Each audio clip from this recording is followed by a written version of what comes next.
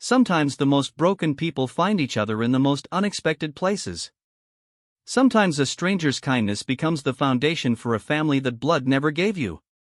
Sometimes the person who saves you isn't wearing a cape or a badge, they're wearing worn boots and a weathered hat, with dirt under their fingernails and compassion in their heart. This is the story of Sarah Mitchell, a woman who learned that family isn't always about who shares your last name, but about who chooses to share your journey when the road gets rough.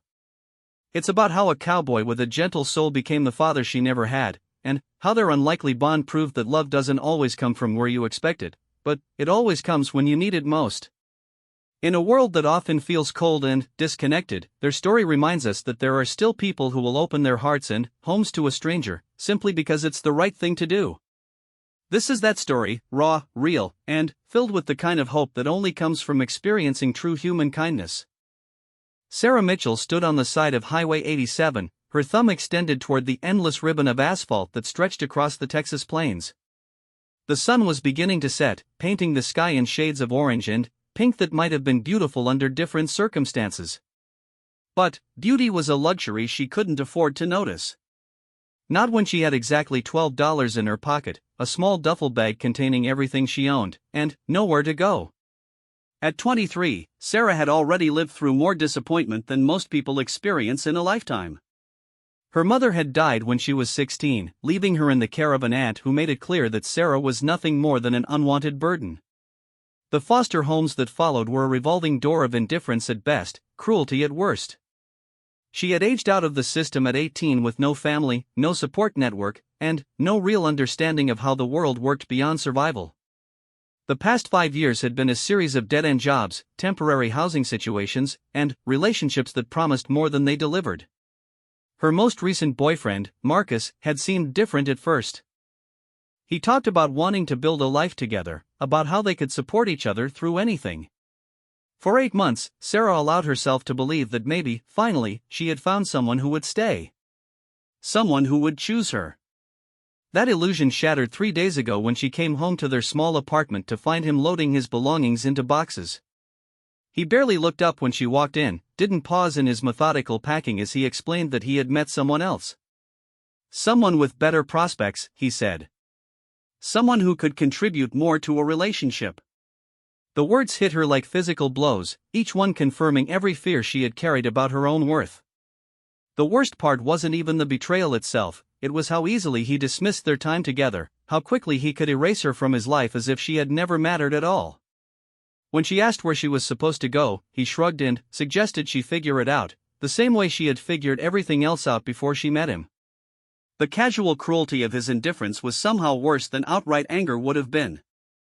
With the lease in his name and her name nowhere on any official documents, Sarah had no legal right to stay. She spent 2 nights sleeping in her car in the parking lot of a 24-hour diner, using the restroom to freshen up and buying the cheapest coffee they sold just to have a reason to sit inside where it was warm. On the 3rd morning, her car wouldn't start. The mechanic at the nearby garage gave her the news with sympathetic eyes. It would cost more to fix than the car was worth, and even if she could afford it, the repair would only buy her a few more months before something else broke down. So she sold the car for what little she could get, packed her few belongings into the duffel bag, and started walking. She had no destination in mind, no plan beyond putting distance between herself and the latest chapter of her life that had closed without her permission. The highway seemed as good a direction as any. Now, as cars rushed past her in both directions, Sarah tried to project confidence and safety, the kind of demeanor that might encourage someone to stop. She had been walking for 2 days, accepting rides when they came and walking when they didn't. Most of the people who had picked her up were kind enough, truck drivers who shared their coffee and gas station snacks, families who dropped her off at the next town when their paths diverged from hers. But kindness from strangers, while appreciated, only highlighted the absence of anyone in her life who cared about where she ended up. She had no one to call, no one who would worry if she disappeared, no one who would even notice if she didn't show up somewhere. The freedom that some people might envy felt more like floating in an endless ocean with no shore in sight. As the sun continued to sink toward the horizon, fewer cars passed, and Sarah began to consider where she would spend the night. The small town she had passed through didn't offer many options for someone with limited funds and no identification beyond a driver's license that listed an address where she no longer lived.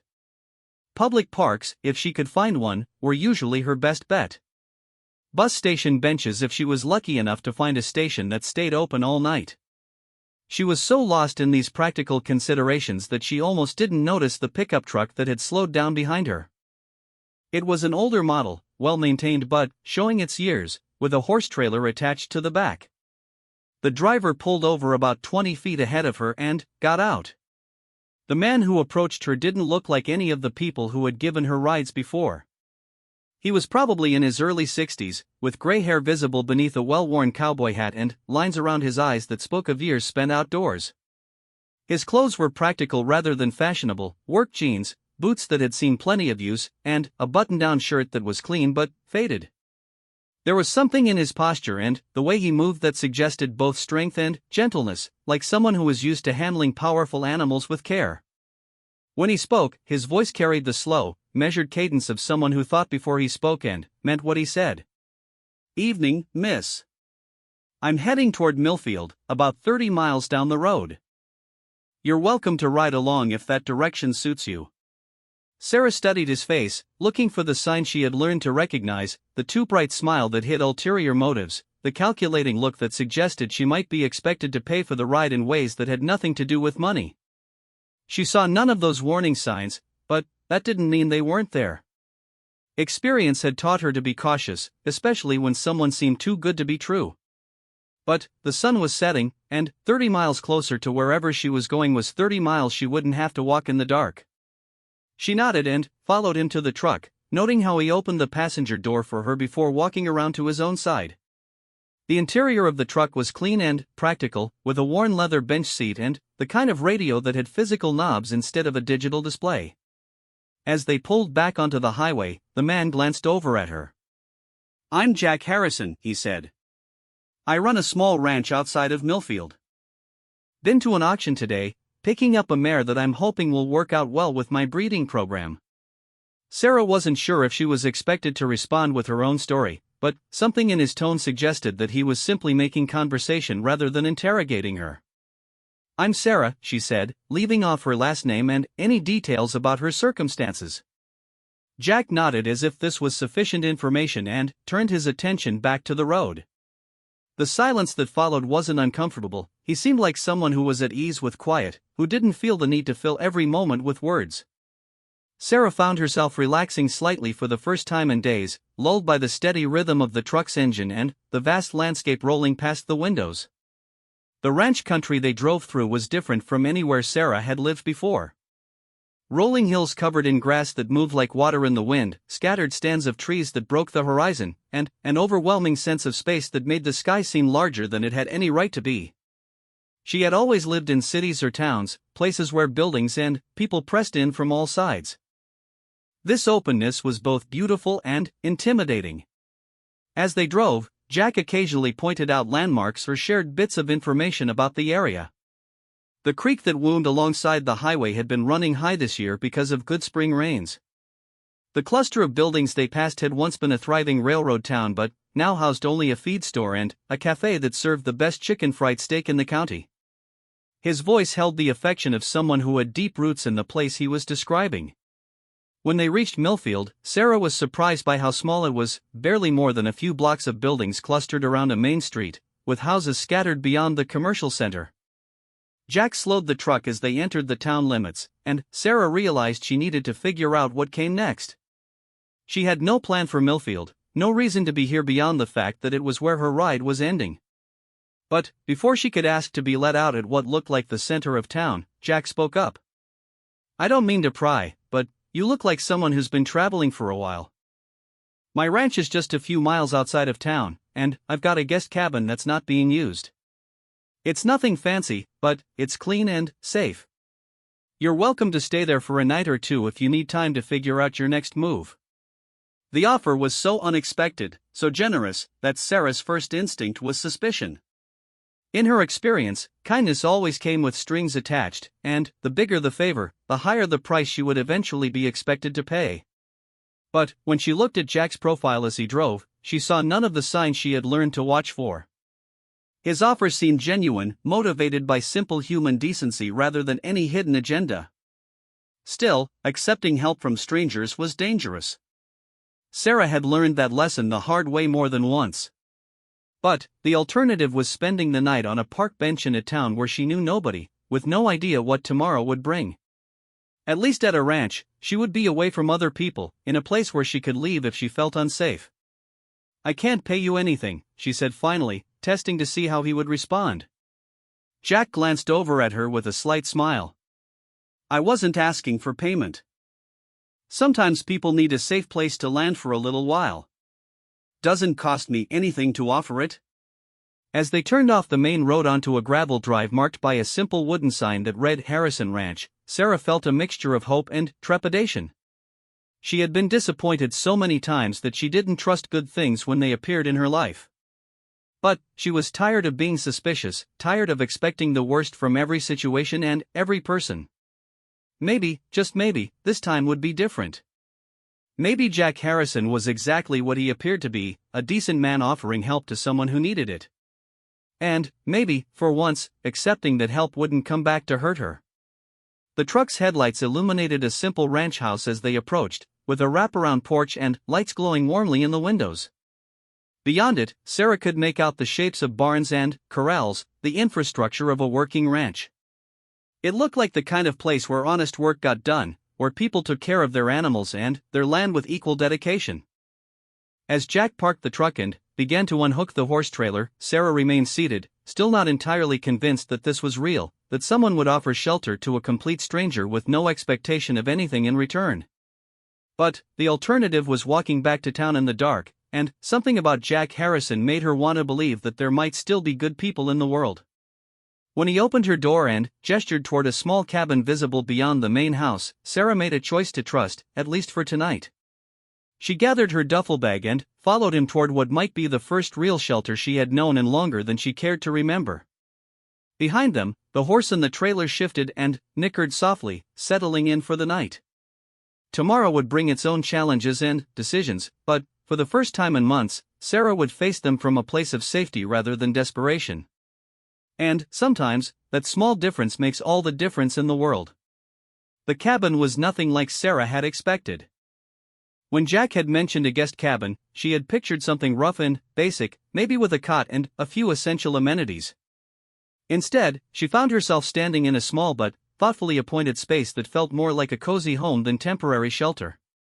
The main room combined a sitting area with a compact kitchen, both furnished with pieces that showed wear but also care.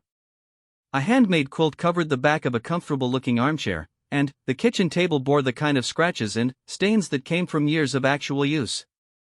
Through an open doorway, she could see a bedroom with a real bed covered in clean linens, and Jack was already showing her the small but functional bathroom.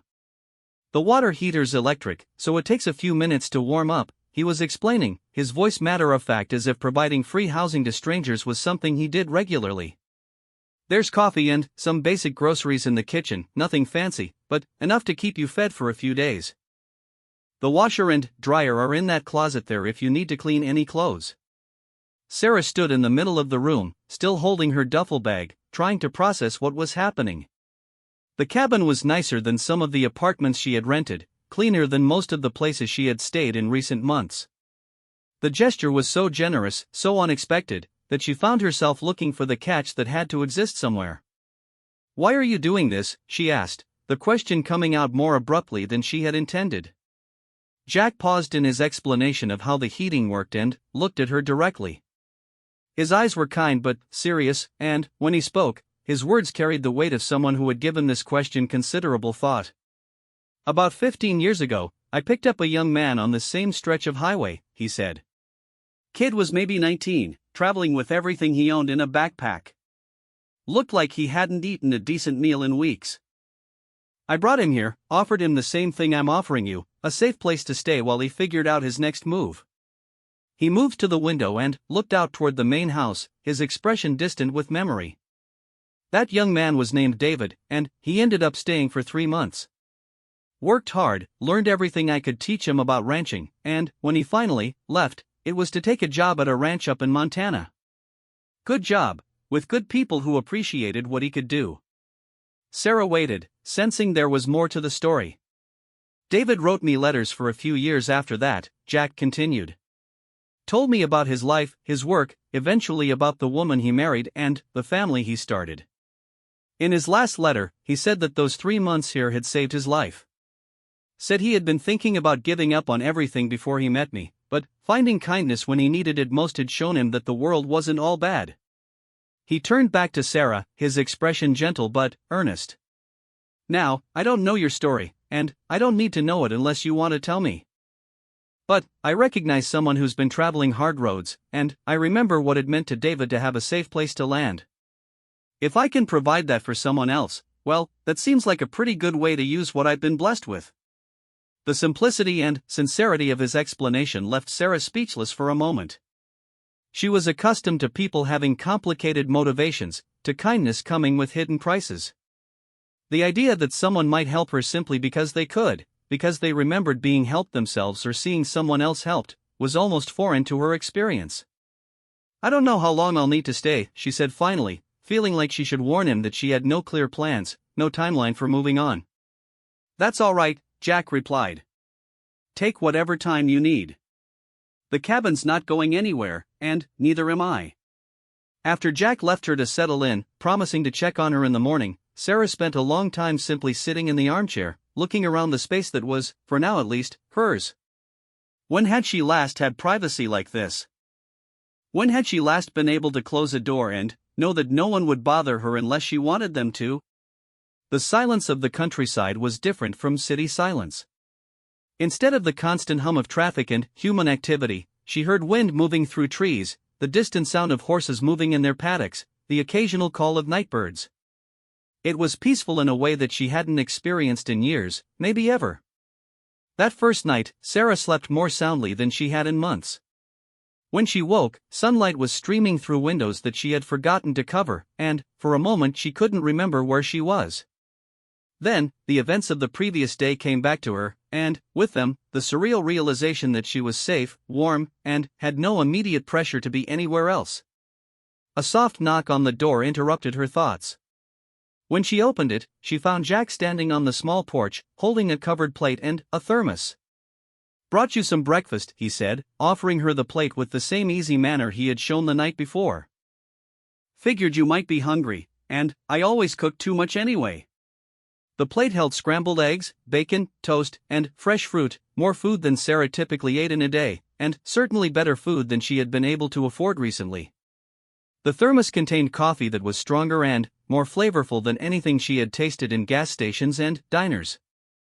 Thank you, she said, and meant it more than the simple words could convey. No trouble, Jack replied. I'm heading out to check on the horses in a few minutes. You're welcome to come along if you're interested, or you can just relax and enjoy the quiet. Whatever feels right to you. The invitation was casual, with no pressure behind it, but Sarah found herself curious about the ranch and its animals. She had never spent time around horses, had barely even seen them except in passing. And there was something about Jack's calm presence that made her want to learn about the work that was clearly so important to him. 20 minutes later, she was walking beside him toward the main barn, still wearing the clothes she had traveled in but feeling more rested than she had in weeks. The morning air was crisp and clean, carrying scents of hay and grass and something indefinably fresh that she would later learn was the smell of wide open spaces. The horses were magnificent creatures, larger and more powerful than she had expected, but also gentler. Jack moved among them with easy confidence, checking their water, examining them for any signs of injury or illness, speaking to them in low, soothing tones that they seemed to understand and appreciate. This is Bella, he said, introducing Sarah to a mare with a coat the color of dark chocolate. She's the one I picked up yesterday. Still getting used to being here, but she's got good bloodlines and a calm temperament. I think she'll fit in well with the rest of the herd. As if she understood that she was being discussed, Bella turned toward them and extended her nose toward Sarah. Following Jack's example, Sarah held out her hand, palm up, and felt the soft warmth of the horse's breath as Bella investigated this new human. She likes you, Jack observed with approval. Horses are good judges of character. They can sense things about people that we might miss. The comment was made casually, but Sarah felt it like a small vote of confidence. If this beautiful, intelligent animal could accept her presence, maybe she wasn't as broken or unworthy as she sometimes felt. They spent the morning moving through the ranch's daily routines. Jack showed her how to measure and distribute feed, how to check water levels in the various paddocks, how to recognize signs of health and contentment in the animals. The work was physical but not exhausting, requiring attention and care rather than brute strength. What struck Sarah most was how much Jack clearly loved what he did. This wasn't just a job or even just a business to him, it was a calling, a way of life that brought him genuine satisfaction. When he talked about breeding programs and bloodlines, his voice carried the enthusiasm of someone discussing a passion. When he interacted with the animals, his movements were sure and gentle, reflecting years of experience and genuine affection. "How long have you been doing this?" Sarah asked as they walked back toward the house for lunch. "All my life, in one way or another," Jack replied. "Grew up on a ranch about 50 miles from here. My father raised cattle, but I always preferred horses. Something about their intelligence, their spirit. You can force a cow to do what you want, but with a horse, you have to earn cooperation. It's more like a partnership."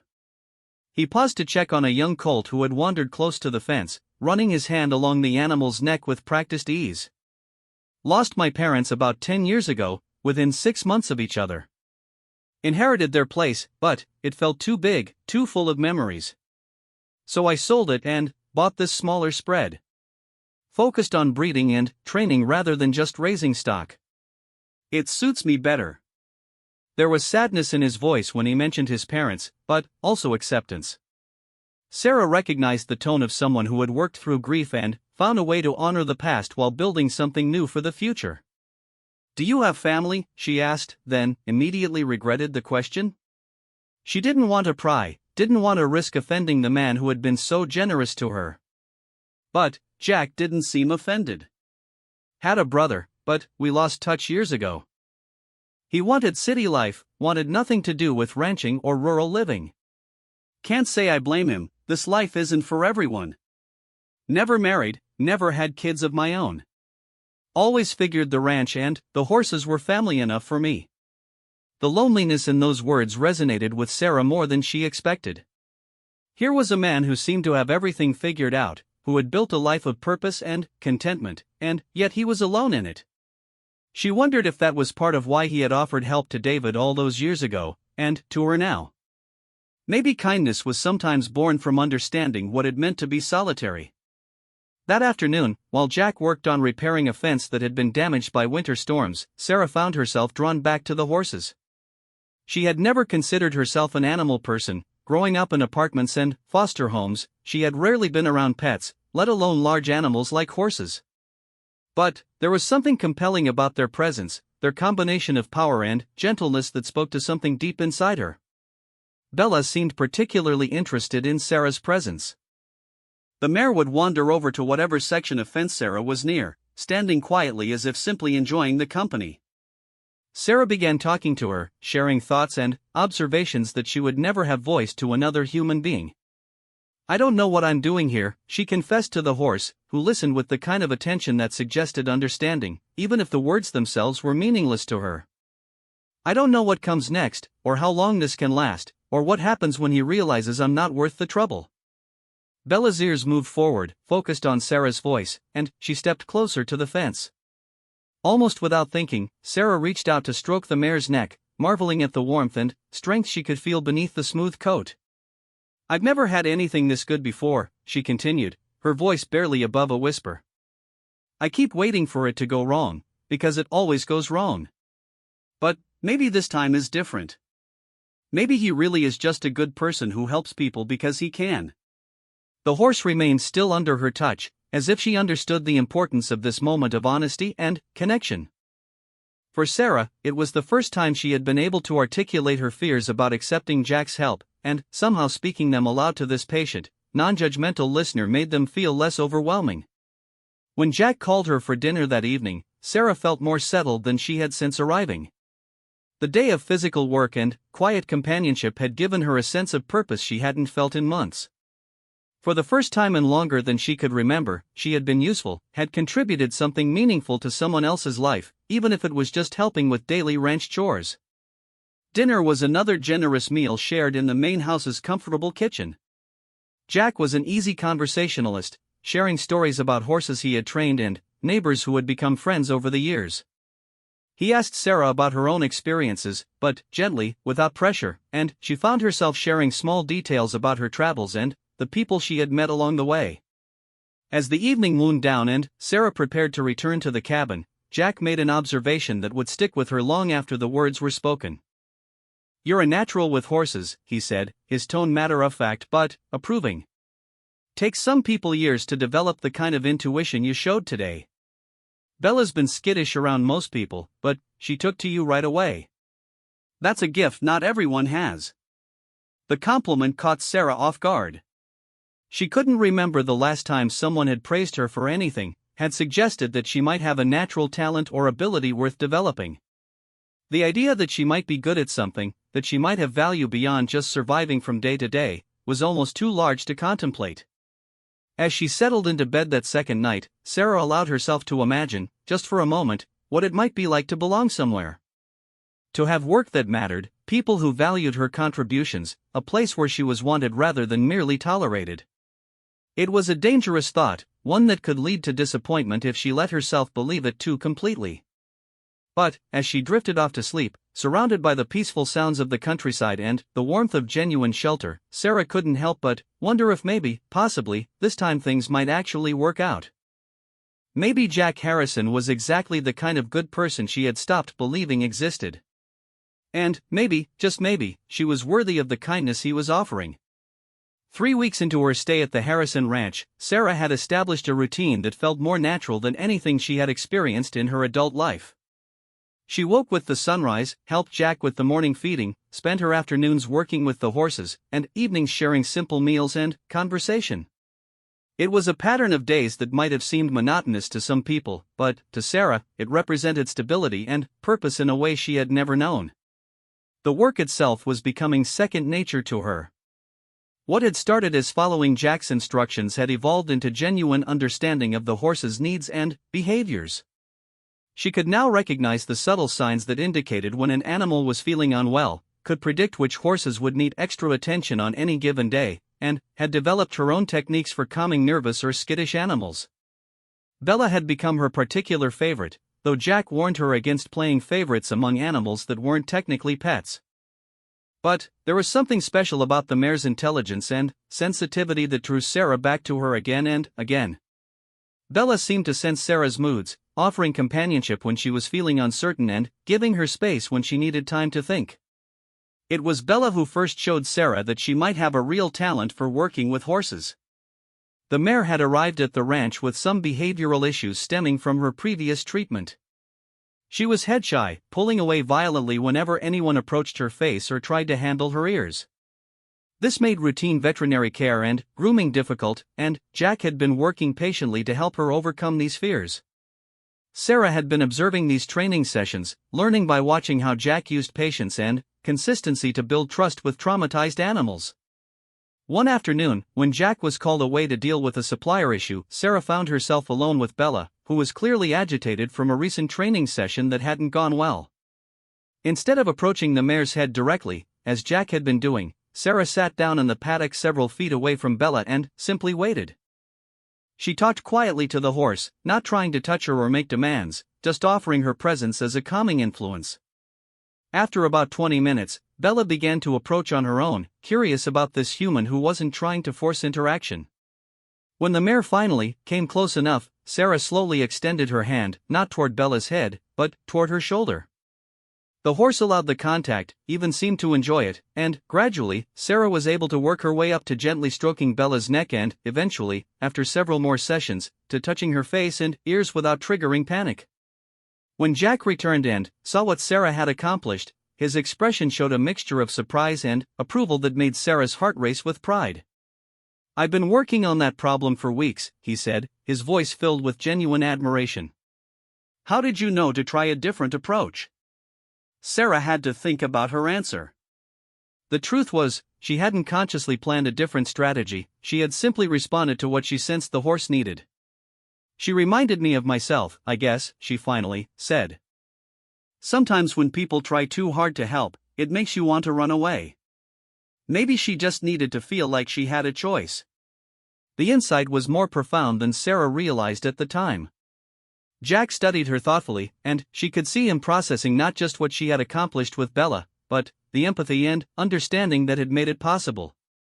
It was the first time Sarah had been able to articulate something she had learned from her own difficult experiences and apply that knowledge to help another living being. From that day forward, Jack began including Sarah in more complex aspects of the ranch's operations. He showed her how to read bloodlines and pedigrees, taught her about the subtle differences between various breeds and their temperaments, and began explaining the business side of breeding and selling horses. What had started as simple labor was evolving into education that could lead to real expertise. Sarah discovered that she had a good memory for the details that mattered in horse breeding, which stallions had produced foals with particular strengths, which mares had histories of difficult births, which genetic lines were known for intelligence versus speed versus stamina. Jack would quiz her during their evening meals, and she found herself looking forward to these tests of her growing knowledge. More importantly, she was beginning to see a future that extended beyond just surviving from day to day. For the first time in her life, she was learning skills that could lead to meaningful work, work that required intelligence and compassion rather than just the ability to endure difficult circumstances. The transformation wasn't just professional, it was personal as well. The constant anxiety that had been Sarah's companion for years was beginning to fade, replaced by the confidence that came from being genuinely good at something important. The physical work had made her stronger, and the regular meals had filled out her too thin frame, but the biggest change was in how she carried herself. She stood straighter, spoke with more certainty, and met people's eyes when she talked to them. Jack noticed these changes and commented on them in his typically understated way. "You're different than when you first arrived," he observed one evening as they watched the horses graze in the distance. "More settled. More like you belong here." The comment both thrilled and frightened Sarah. She had been trying not to think too much about the future, not to assume that this arrangement was anything more than temporary kindness. But Jack's words suggested that he saw their relationship as something more permanent, that he valued her presence and contributions enough to want her to stay. "I don't want to overstay my welcome," she said carefully, testing the waters of this possibility. Jack looked at her with surprise, as if the thought of her overstaying hadn't occurred to him. "Sarah, you're not a guest here anymore. You're part of how this place runs. I'm not sure what I'd do without you at this point." The conversation that followed was one of the most important of Sarah's life. Jack explained that he had been thinking about offering her a more formal arrangement, room, board, and a salary in exchange for her help running the ranch. It wouldn't be a fortune, but it would be enough for her to save money, to build the kind of financial security she had never had. More than that, he wanted to help her get certified in equine management, to develop her natural talents into professional credentials that would open doors throughout the horse industry. There were community college programs, extension courses, and certification programs that could give her the official knowledge to back up what she was learning through hands-on experience. "I'm not getting any younger," Jack said with characteristic practicality. "This place needs someone young and energetic who understands the animals and cares about the work. You've shown that you have the natural ability, and I think with some formal training, you could become one of the best horse people in this part of the state." Sarah felt tears pricking at her eyes as she listened to him outline a future that was more hopeful than anything she had ever imagined for herself. The idea that someone believed in her potential, was willing to invest in her development, was almost overwhelming. For so many years, she had been told by circumstances and people that she was a burden, a problem to be managed rather than a person with value to offer. But even as hope bloomed in her chest, fear crept in alongside it. What if she wasn't as capable as Jack believed? What if she let him down, proved unworthy of his investment and faith? What if this was just another situation that would eventually collapse, leaving her worse off than before because she had dared to believe it might last? Jack seemed to sense her internal struggle.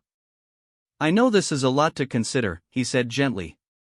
"You don't have to decide anything right now. But I want you to know that the offer is real, and it's not going anywhere. Take whatever time you need to think about it. That night, Sarah walked out to the paddocks where the horses were settling down for the evening. The stars were brilliant in the clear country sky, more numerous than she had ever seen during her city years. She found Bella standing near the fence, as if waiting for her, and leaned against the wooden rails while she processed everything Jack had said. "What do you think, girl?" she asked the mare, who moved closer to investigate this late-night visit. "Am I crazy to think this could actually work out?" Bella nuzzled against Sarah's shoulder, and Sarah took comfort in the simple, uncomplicated affection of the gesture. The horse didn't care about her past mistakes or future uncertainties. Bella simply accepted her as she was, valued her for the kindness and understanding she offered in return. The realization that followed was both simple and profound. Maybe that was exactly how Jack saw her too. Not as a charity case or a temporary solution to his labor needs, but as a person with genuine value, someone worth investing in because of what she could contribute rather than despite what she lacked. Over the following days, Sarah found herself paying attention to different aspects of ranch life, imagining what it would be like to take on more responsibility, to have a real stake in the success of the operation. She noticed how Jack's face lit up when he talked about a successful breeding or a horse that had overcome a training challenge. She saw how neighboring ranchers respected his opinion, how the local veterinarian trusted his observations about animal health and behavior. This was a life worth building, work worth mastering. And, for the first time since she could remember, someone was offering her the chance to be part of something meaningful, something that would exist and matter long after she was gone. The decision, when it finally came to her, felt less like choosing and more like recognizing what had already become true. She belonged here, not as a temporary visitor or charity case, but as someone whose presence made the ranch better, whose skills and caring contributed to something larger than herself. When she told Jack that she wanted to accept his offer, to make the ranch her home and horse training her career, his smile was worth every moment of uncertainty she had endured getting to this point. They shook hands on the arrangement with the solemnity of people who understood they were entering into something more significant than just an employment agreement. This was the beginning of a real life, the first real life Sarah had ever had the chance to build. And, as she looked around at the land and animals that would now be her responsibility as well as her home, she felt a sense of belonging that she had been searching for without even knowing it existed. The girl who had stood on Highway 87 with $12 and no hope was gone. In her place stood a woman with purpose, with skills, with a future that stretched ahead of her like the endless Texas sky. And, at the center of it all was a man whose simple kindness had been the catalyst for a transformation that seemed, in retrospect, like the most natural thing in the world. The first real test of Sarah's new life came 8 months after she had officially become Jack's partner in running the ranch. It arrived in the form of a phone call on a Tuesday morning that would challenge everything she had learned about herself and her capabilities. Jack had been in the barn treating a minor injury on one of the yearlings when the call came through to the main house. Sarah answered, expecting it to be the feed supplier or perhaps one of the neighboring ranchers who occasionally called with questions about breeding stock. Instead, she found herself talking to a veterinarian from a large equestrian facility 3 counties over. The facility had suffered a catastrophic barn fire 2 days earlier. While all the horses had been safely evacuated, several had sustained smoke-related respiratory damage and were in need of specialized care and rehabilitation. The vet had heard about Jack's reputation for gentle, patient training methods and was wondering if the Harrison Ranch could take on some of the recovering animals. "We're not just looking for boarding," the veterinarian explained. "These horses are going to need careful monitoring and gradual conditioning to build their strength back up. It's delicate work, and we need people who understand trauma recovery, not just basic horse care." Sarah found herself saying yes before she had time to think about the implications. Something in the veterinarian's description of traumatized animals needing patient rehabilitation spoke directly to her own experiences with recovery and healing. When Jack returned from the barn and she explained the situation, she was relieved to see approval rather than concern in his expression. 6 horses, Jack mused, mentally calculating space and resources. "We can handle that, but it's going to mean long days and careful attention. These animals will be fragile for a while." What neither of them anticipated was how profound the experience would be for Sarah personally, or how it would reveal depths of knowledge and intuition she hadn't known she possessed. The horses arrived 3 days later in a specialized transport trailer, and Sarah's first sight of them broke her heart. These weren't just animals recovering from physical trauma, they were creatures whose trust in humans had been shaken by an experience beyond their understanding or control. They flinched at unexpected sounds, shied away from sudden movements, and showed the kind of hypervigilance that Sarah recognized from her own past. The youngest was a 2-year-old colt named Phoenix, whose name proved to be prophetic in ways his original owners couldn't have known. Phoenix had been closest to the source of the fire and had suffered the most severe smoke damage to his lungs. The veterinary reports indicated that his breathing capacity might never fully recover, that he might always be limited in his athletic potential. But what struck Sarah most about Phoenix wasn't his physical condition, it was the look in his eyes, a mixture of fear and resignation that she had seen in her own reflection during the darkest periods of her life. This was an animal who had lost faith in the world's basic safety, who expected every new experience to bring fresh pain or abandonment. Working with the fire survivors required a completely different approach than anything Sarah had learned during her months of standard ranch work. These horses couldn't be pushed or rushed in any way. Every interaction had to be measured, predictable, designed to rebuild confidence rather than achieve immediate training goals. Sarah found herself drawing on knowledge she hadn't realized she possessed, the hard-won wisdom that came from her own experiences with trauma and recovery. She understood, in a way that couldn't be taught from books, what it meant to need space and time to heal, to require patience from people who wanted to help but didn't fully understand the depth of the damage. With Phoenix, she developed a routine that prioritized emotional healing alongside physical rehabilitation.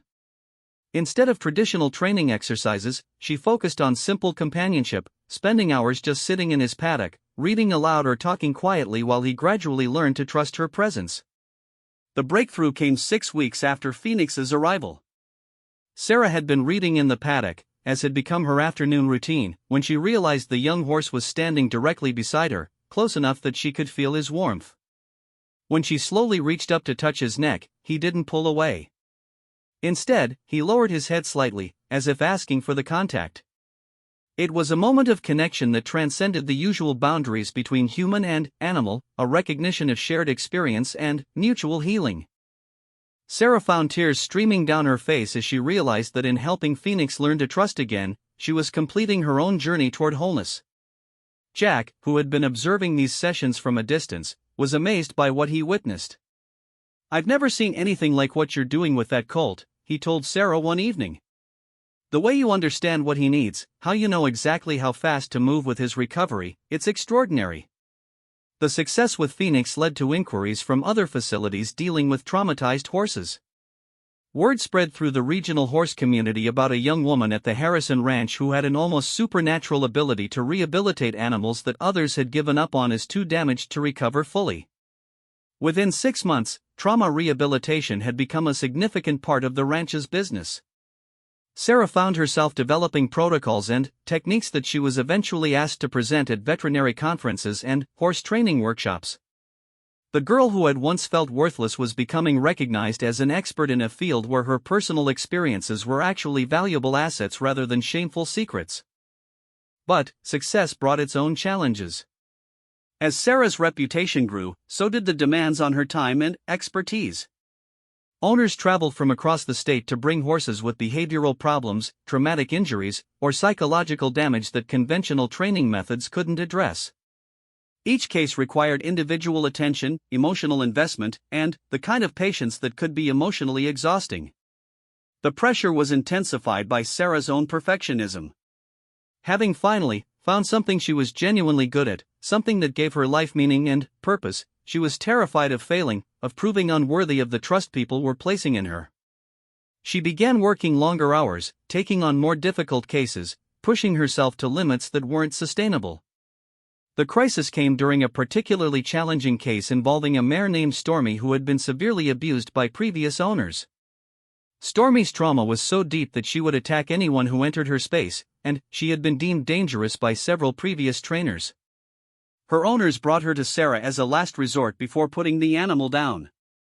For 3 months, Sarah worked with Stormy, making slow but measurable progress. The mare began to tolerate her presence, then, to accept gentle touches, and, finally, to show signs of genuine affection. It was delicate work that required absolute consistency and endless patience.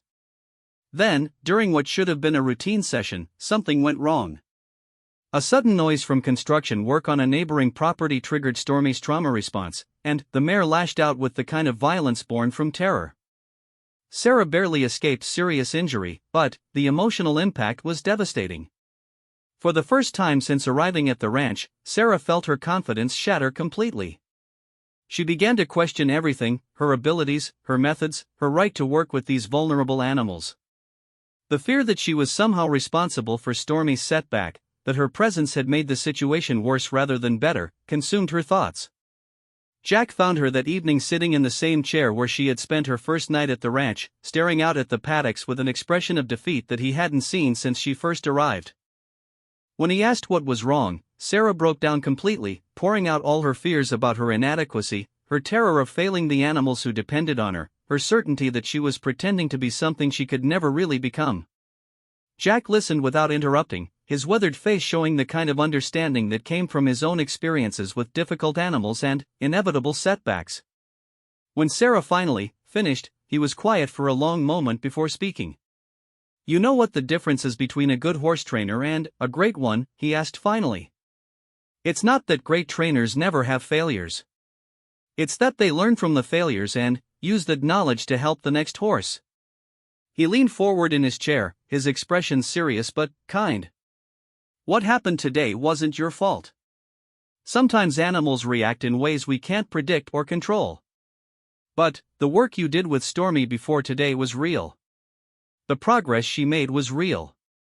One setback doesn't erase 3 months of healing."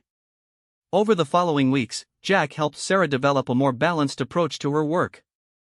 He insisted that she take regular breaks, that she limit the number of trauma cases she accepted simultaneously, and that she build a support network of other professionals who could provide backup when cases became too challenging. Most importantly, he helped her understand that her value as a trainer wasn't measured by achieving perfect results with every animal. Her gift was in the depth of empathy she brought to the work, the patience she offered to creatures that others had given up on, and the hope she provided to owners who thought their animals were beyond help. Sarah returned to working with Stormy with a different perspective. Instead of seeing the setback as a failure, she approached it as information about what the mare needed to feel safe. She adjusted her methods, brought in a veterinary behaviorist for consultation, and developed new protocols for managing trigger responses. 6 weeks later, Stormy allowed Sarah to halter her for the first time. It was a quiet victory, witnessed only by Jack and the mare's grateful owners, but it represented something profound about resilience, patience, and the power of refusing to give up on someone who had been given up on by others. As Sarah led the calm, trusting horse around the paddock that day, she realized that her journey with Stormy had been as much about her own healing as the mare's. She had learned that setbacks weren't evidence of failure, but opportunities to deepen understanding. She had discovered that her worth wasn't dependent on being perfect, but on being persistent, compassionate, and willing to keep trying when things got difficult. The young woman who had once believed she was too broken to be worth saving had become someone who specialized in proving that healing was possible for the most damaged and discarded. In helping animals learn to trust again, she had completed her own transformation from victim to healer, from someone who needed saving to someone who could save others. And, through it all, Jack had been there, not as a rescuer, but as a mentor, guide, and, eventually, as something very much like the father she had never had. 5 years after Sarah first stepped out of Jack's pickup truck at the Harrison Ranch, she stood in the same spot, but everything had changed. Where she had once seen an uncertain future, she now saw home. Where she had once felt like an intruder, she now belonged so completely that she couldn't imagine being anywhere else. The ranch itself had grown under their partnership. What had been a modest operation focused primarily on breeding had evolved into something more comprehensive and respected. The trauma rehabilitation program Sarah had developed was now recognized throughout the region, and their waiting list of horses needing specialized care extended months into the future. More importantly, their success had allowed them to expand their mission beyond just healing damaged animals. They had begun taking in what Jack called throwaway horses, animals that were old, injured, or unwanted, who would otherwise face uncertain fates. These horses wouldn't bring income to the ranch, but they brought something more valuable: the satisfaction of providing sanctuary for creatures who simply needed a safe place to live out their lives. Sarah had also completed her formal education, earning certifications in equine therapy and animal psychology through a combination of online courses and intensive workshops. The credentials validated what everyone in the horse community already knew, that she possessed an almost supernatural ability to understand and heal traumatized animals. But the transformation wasn't just professional. Sarah had grown into the kind of person she had never imagined she could become. She was confident without being arrogant, skilled without being boastful, successful without losing her empathy for those who were struggling. Most remarkably, she had learned to see herself through Jack's eyes, as someone valuable, capable, and worthy of love and respect. The relationship between them had evolved as well, becoming something that was difficult to define in conventional terms. Jack wasn't her employer, though he paid her a salary. He wasn't her father, though he had filled that role in every way that mattered. He wasn't exactly her business partner, though they made all major decisions together. What they had become was family, in the truest and most meaningful sense of the word. This was never more apparent than on the morning when Jack found the letter that would change everything, yet again. Sarah was in the barn, working with a young stallion who had been rescued from a hoarding situation, when Jack approached with an expression she had never seen before. He was holding an official-looking envelope and seemed uncertain about something, which was unusual for a man who typically approached every situation with calm confidence. "This came in today's mail," he said, holding out the envelope. "It's addressed to both of us, from some lawyers in Austin. I thought you should be here when I opened it." The letter was from the estate attorneys for a woman named Margaret Harrison Caldwell, who had died 3 months earlier at the age of 91. Sarah had never heard the name before, but Jack's face had gone pale as he read the opening paragraphs. "She was my great-aunt," he explained, his voice filled with amazement. "My grandmother's younger sister. I barely remember her. She moved to Austin when I was just a kid, and we lost touch completely. I thought she had died years ago." Margaret Harrison Caldwell, the letter explained, had never married and had no children. She had built a successful business empire over her lifetime, investing wisely and accumulating considerable wealth. But, more significantly for Jack and Sarah, she had followed her great-nephew's life from afar, learning about the ranch through mutual acquaintances and even hiring a private investigator to provide regular reports on Jack's activities. The letter went on to explain that Margaret had been particularly impressed by the trauma rehabilitation work and the sanctuary program. She had, according to her attorneys, been planning to visit the ranch before her death but had been prevented by declining health. Instead, she had decided to ensure that their work could continue and expand on a scale they had never imagined possible.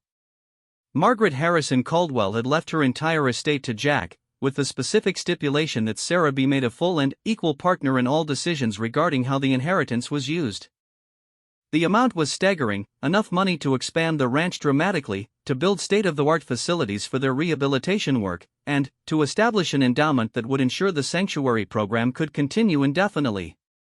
Sarah found herself sitting down abruptly, overwhelmed by the magnitude of what had just changed in their lives. Not just the money, though that was transformative, but the recognition of what they had built together. A woman neither of them had ever met had believed in their work enough to trust them with her life's legacy. "Why me?" Sarah asked, still staring at the letter. She didn't even know me. Why would she include me in something this important? Jack looked at her with an expression of fond exasperation. "Because you're the heart of everything we do here. Because without you, none of this would exist. Because you turned what was just a small horse ranch into something that changes lives." He paused, his voice becoming softer. "And because you're my daughter in every way that matters, even if we don't share blood." The words hit Sarah with the force of revelation. She had known that Jack loved her, had felt the parental care in everything he did for her. But, hearing him say it explicitly, claiming her as family in a way that made it official and unalterable, completed a healing process that had been years in the making. That evening, they sat on the porch of the main house, watching the horses graze in the distance while they talked about the future. The inheritance would allow them to help more animals, to expand their educational programs, and to provide jobs for other people who needed second chances the way Sarah once had. They planned to build additional facilities for the sanctuary program, to establish a training center where other professionals could learn Sarah's rehabilitation techniques, and to create a scholarship fund for young people who wanted to work in equine therapy but couldn't afford the education. But, perhaps most importantly to Sarah, they decided to establish a program specifically designed to help young people who had aged out of foster care, offering them the same kind of opportunity for healing and growth that Jack had provided for her. They would call it the Second Chances Program, and it would provide housing, education, and meaningful work for young adults who needed time and support to discover their own paths. "We'll need to be careful about who we bring into the program," Jack cautioned. "Not everyone will be ready for this kind of life, and we can't help people who aren't willing to help themselves." Sarah nodded, understanding the wisdom in his caution. But she also knew that there were other young people out there who, like her, simply needed someone to believe in their potential. People who had never had the chance to discover what they might be capable of, given the right environment and support. The first participant in the Second Chances program arrived 6 months later. His name was Marcus, the same name as the boyfriend who had abandoned Sarah years earlier, though this was a different person entirely. This Marcus was 19 years old, had aged out of foster care in Dallas, and had been living rough for 8 months when a social worker connected him with their program. Watching Jack interact with Marcus, Sarah saw herself as she had been when she first arrived, suspicious, defensive, afraid to hope that this opportunity might be real. But she also saw Jack as he truly was, a man whose capacity for kindness was so deep and natural that he couldn't help but offer sanctuary to those who needed it most. The circle was completing itself in the most beautiful way possible. Sarah had been saved by Jack's generosity, had grown under his guidance, and was now in a position to help save others. The girl who had stood on the highway with $12 and no hope had become a woman who could offer hope to others in similar circumstances. As she showed Marcus to the same cabin where her own journey had begun, Sarah felt the profound satisfaction that comes from a life lived with purpose. She had found not just a home and a family, but a calling that allowed her to transform her own experiences of abandonment and trauma into tools for healing others. Later that evening, as she did every night, Sarah walked out to the paddocks to check on the horses. Bella was still there, now an older mare, but still Sarah's favorite, still the one who had first taught her that trust was possible. The horse approached the fence as always, seeking the gentle touch that had become as much a part of their routine as feeding and watering. "We did it, girl," Sarah whispered to the mare, stroking her neck with the same tenderness Jack had once shown to a broken young woman. "We built something good. Something that lasts." In the distance, she could see the lights of the main house where Jack was probably reading before bed, and, beyond that, the cabin where Marcus was spending his first night on the ranch. Tomorrow would bring new challenges, new opportunities to help both animals and people heal from their wounds and discover their potential. But tonight, Sarah simply stood in the peaceful darkness, surrounded by the animals she had learned to love and protect, on land that had become more truly home than any place she had ever lived. She thought about the young woman who had accepted a ride from a stranger 5 years ago, and how impossible this life would have seemed to her then. Sometimes the most important journeys begin with a single act of kindness from someone who chooses to care. Sometimes family is created rather than inherited. And sometimes, if you're very lucky, you get the chance to become for someone else what someone once was for you. As Sarah finally headed back toward her own home, the guest cabin had become hers permanently, expanded and renovated into a comfortable space that reflected her personality and achievements. She carried with her the deep contentment that comes from a life transformed by love and dedicated to transforming others. The abandoned girl who had found family with a cowboy had become a woman who created family for others. The circle was complete, and it was beautiful.